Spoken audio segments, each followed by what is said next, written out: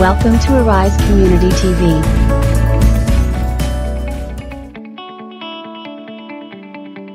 Hello, and welcome to Arise Community TV. We welcome you to today's news review, where we'll take a look at the top stories making headlines around the world. From political developments to science breakthroughs, we'll cover the most important stories of the day. So, stay tuned as we bring you up to date with the latest in news and current events.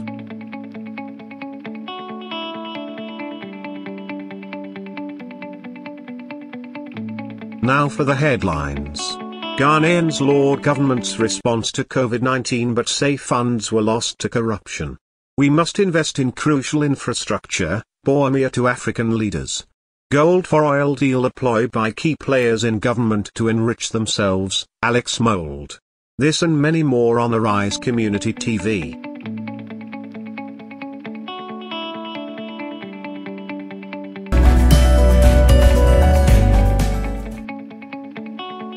A majority of Ghanaians say the government has performed well in managing the response to the COVID-19 pandemic, but a similar proportion believe that some or a lot of funds intended for the pandemic response have been lost to corruption, the latest Afrobarometer survey shows. In the April 2022 survey, a quarter of respondents reported that a member of their household had lost a job or primary source of income due to the pandemic. Few Ghanaians reported that their household received pandemic relief assistance from the government, while many said the distribution was unfair.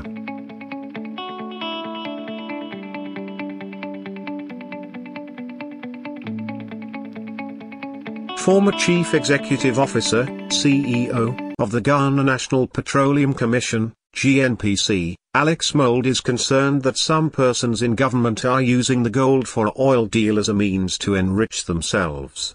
The government took delivery of 40,000 metric tons of the first consignment of the gold for oil deal on January 15 with the expectation of reducing the pressure on Forex and also presenting the country with cheaper fuel.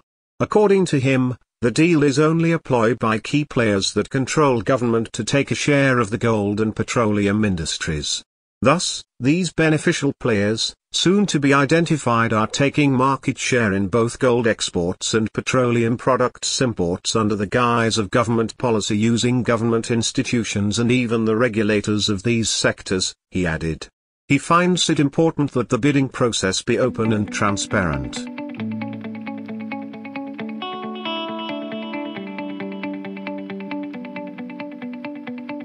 The Vice President, Dr. Mahamudu Bawumia, has highlighted the need for more investments in crucial infrastructure by African governments and businesses to facilitate trade under the African Continental Free Trade Area, AfCFTA. Dr. Bawumia noted that critical investment in infrastructure will help ensure continued productivity and sustainable economic growth on the continent. Speaking at the maiden edition of the Africa Prosperity Dialogues dubbed Kwahu Summit 2023, Dr. Bawumia also called on African governments to implement concrete actions to ensure that Africa achieves the needed industrialization on the continent. Like the vision of our forebears, AfCFTA has set the stage for Africa's industrialization drive. But it will take concrete, strategic actions by governments and businesses on the continent, the right mix of policies, and a greater sense of purpose for more intra-Africa trade to happen to support economic diversification and the much-needed industrialization on the continent.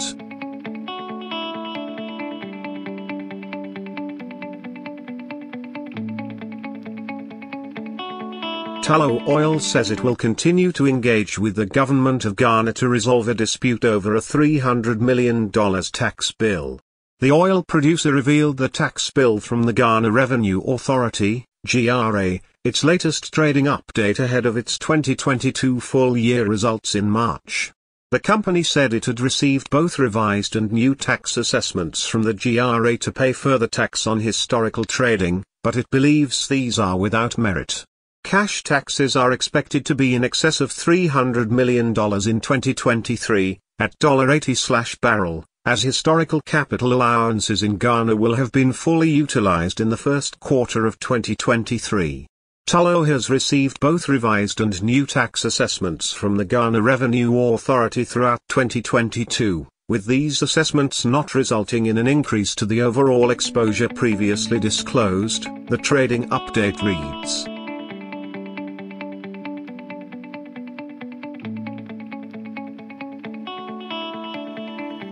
The National Democratic Congress, NDC, Member of Parliament for the Asawaz constituency and former Minority Chief Whip, Montaka Mubarak, has advised the new minority leadership to be patient and allow consultations to be held before they assume their roles. Dr. Otto Forson on Thursday promised to do everything within his power to unite the caucus before he eventually assumes his position on February 7 when Parliament resumes from recess.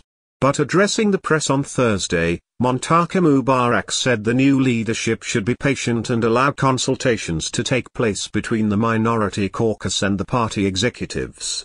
Montaka also revealed that discussions between the former minority leader, Haruna Idrisu, and newly appointed minority leader, Cassiel Otto Forson, were not fruitful. Thank you for watching Arise Community TV.